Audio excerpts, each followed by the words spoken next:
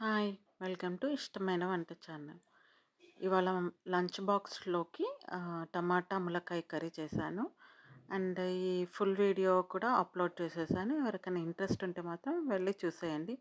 చాలా సింపుల్ కదా! లైక్ అంటే 5 మినిట్స్ కంటే ఎక్కువ పట్టదు వంట.